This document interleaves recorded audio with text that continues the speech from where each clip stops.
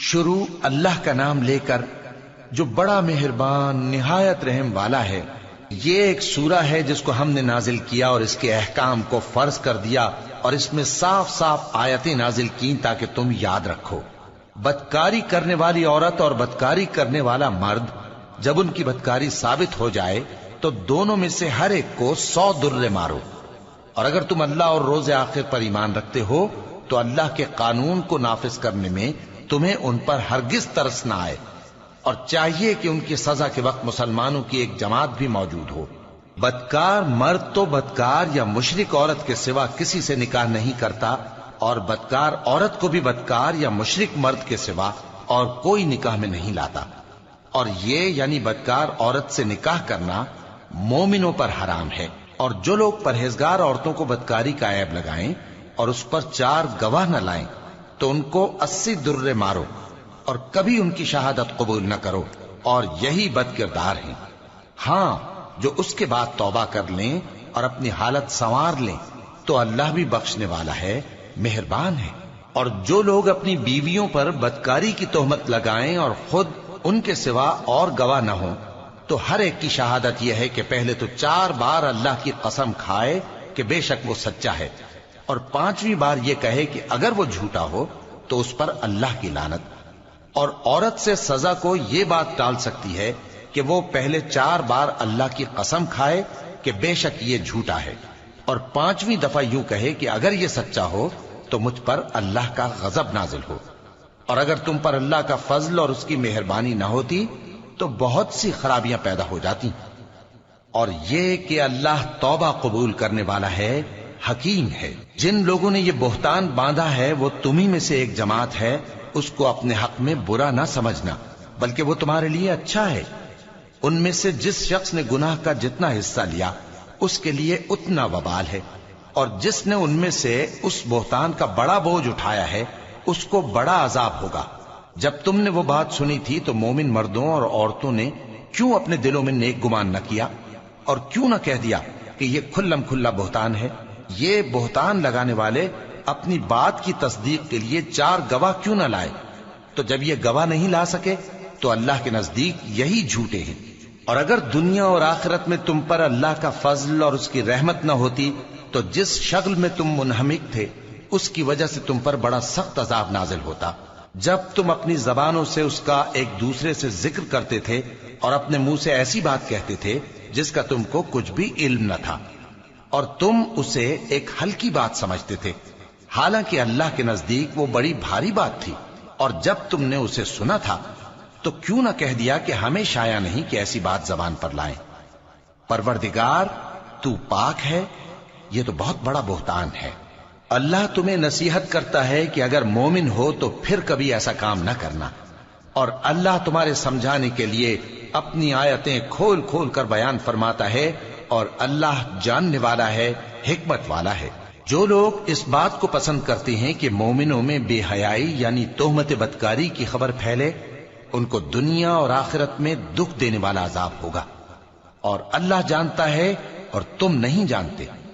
اور اگر تم پر اللہ کا فضل اور اس کی رحمت نہ ہوتی تو کیا کچھ نہ ہوتا، مگر وہ کریم ہے، اور یہ کہ اللہ نہایت مہربان ہے، رحیم ہے۔ مومنوں، شیطان کے قدموں پر نہ چلنا، اور جو شخص شیطان کے قدموں پر چلے گا تو شیطان تو بے حیائی کی باتیں اور برے کام ہی بتائے گا۔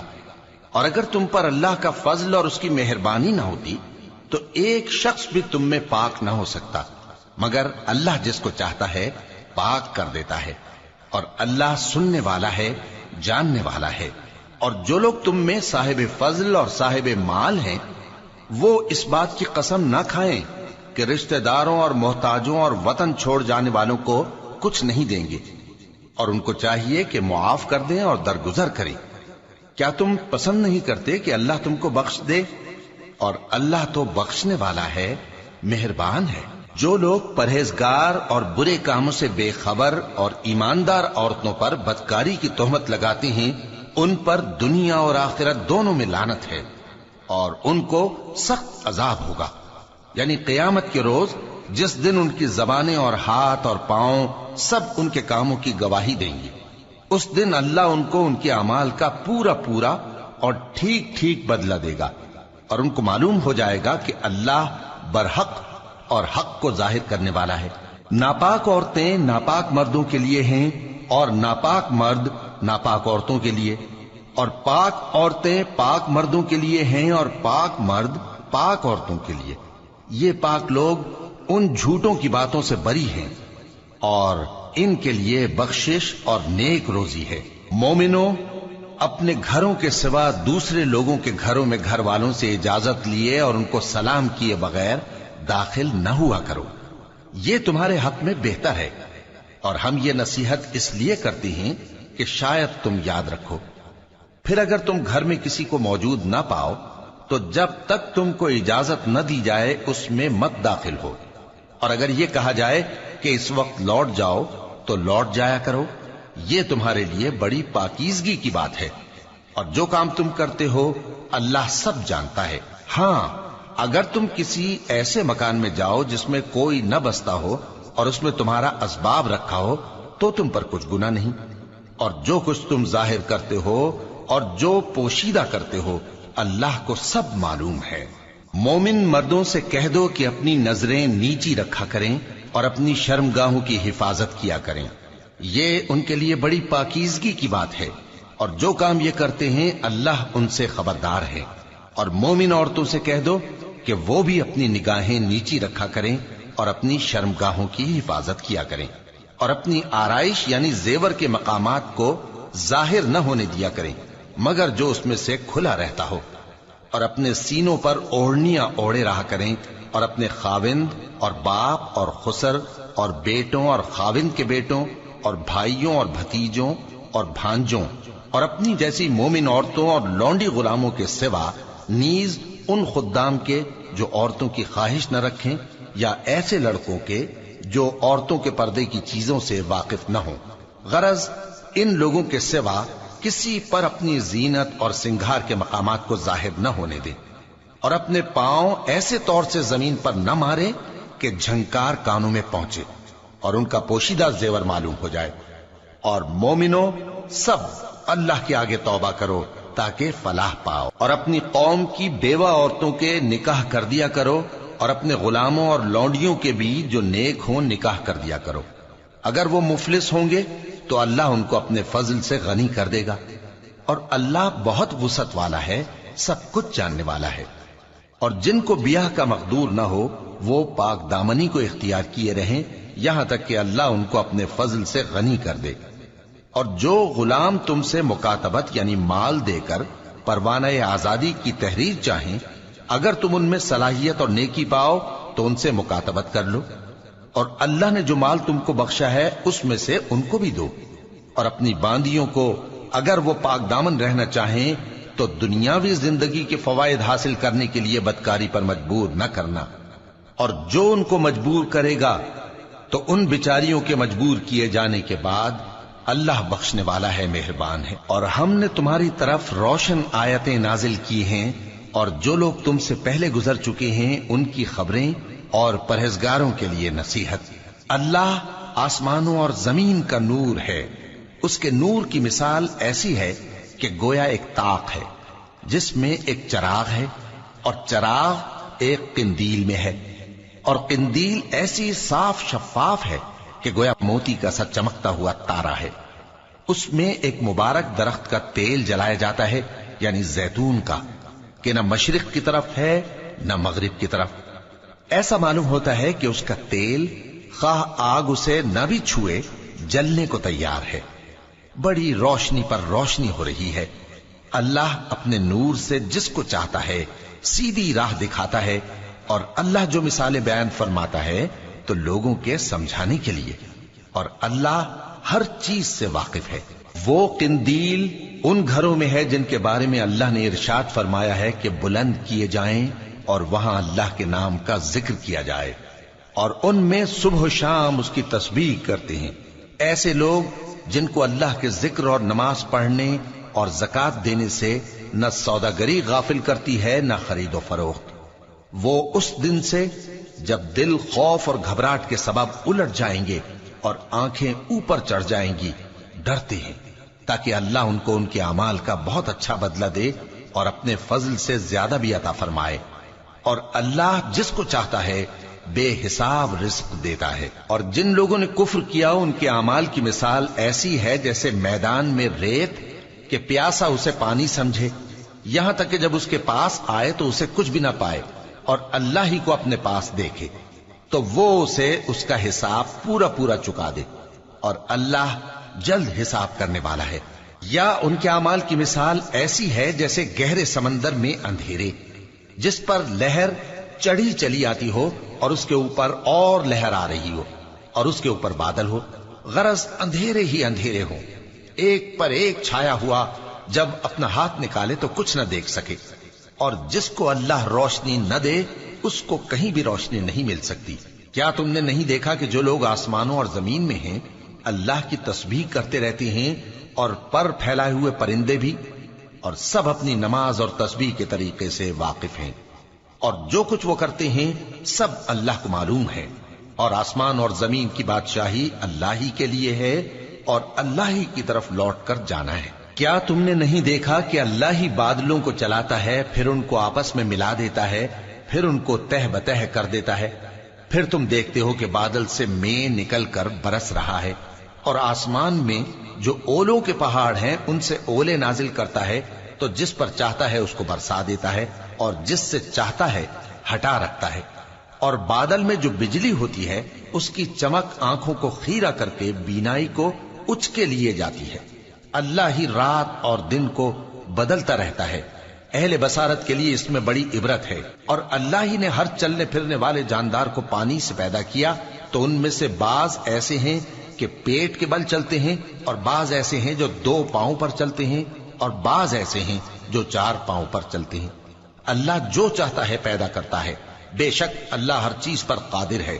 ہم ہی نے روشن آیتیں نازل کی ہیں، اور اللہ جس کو چاہتا ہے سیدھے راستے کی طرف ہدایت کرتا ہے.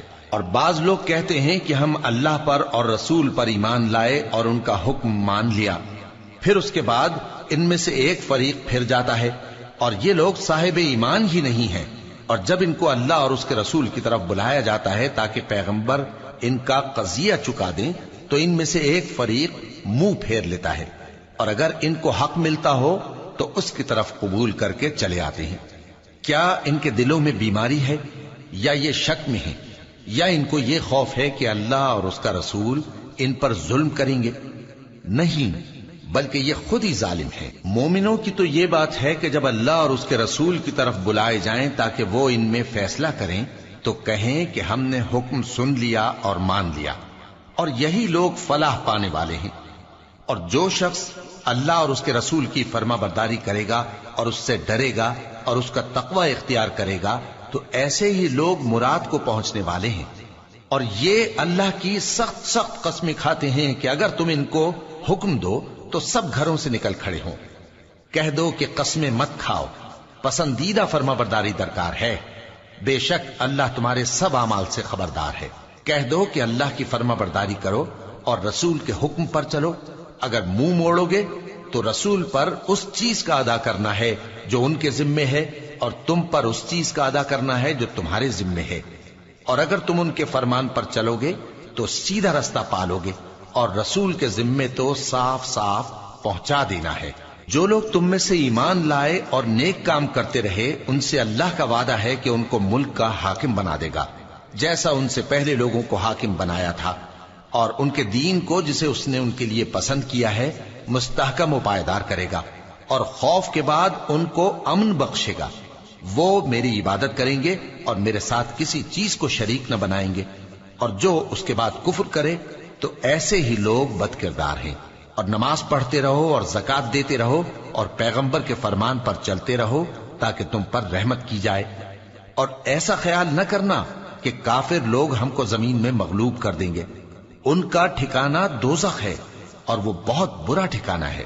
مومنوں، تمہارے باندی غلام اور جو بچے تم میں سے بلوغ کو نہیں پہنچے 3 دفعہ یعنی 3 اوقات میں تم سے اجازت لیا کریں. ایک تو نماز فجر سے پہلے، اور دوسرے گرمی کی دوپہر کو جب تم کپڑے اتار دیتے ہو، اور تیسرے عشاء کی نماز کے بعد. یہ 3 وقت تمہارے پردے کے ہیں. इनके आगे पीछे यानी दूसरे वक्तों में न तुम पर कुछ गुनाह है और न उन पर कि काम काज के लिए एक दूसरे के पास आते रहते हो। इस तरह अल्लाह अपनी आयतें खोल खोल कर बयान फरमाता है और अल्लाह बड़ा इल्म वाला है, बड़ा हिकमत वाला है। और जब तुम्हारे लड़के बालिग हो जाएं तो उनको भी उसी तरह इजाजत लेनी चाहिए जिस तरह उनसे अगले यानी बड़े आदमी इजाजत हासिल करते रहे हैं। इस तरह अल्लाह तुमसे अपनी आयतें खोल खोल कर बयान फरमाता है और अल्लाह जानने वाला है, हिकमत वाला है।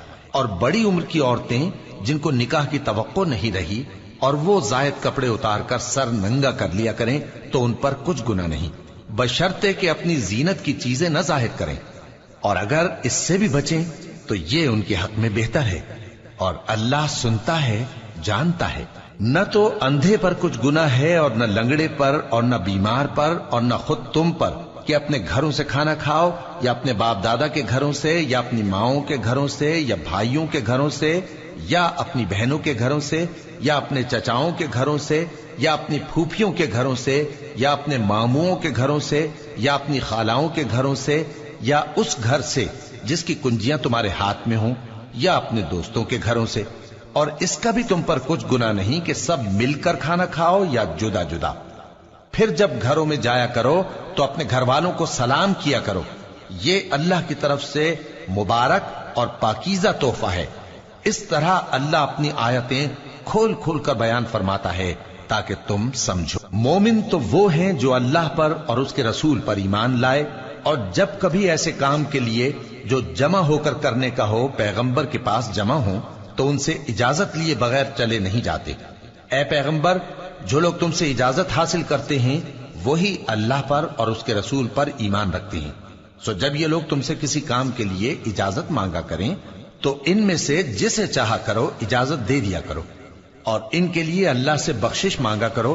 कुछ शक नहीं कि अल्लाह बख्शने वाला है, मेहरबान है। मोमिनो, पैगंबर के पुकारने को ऐसा ख्याल न करना जैसा तुम आपस में एक दूसरे को पुकारते हो।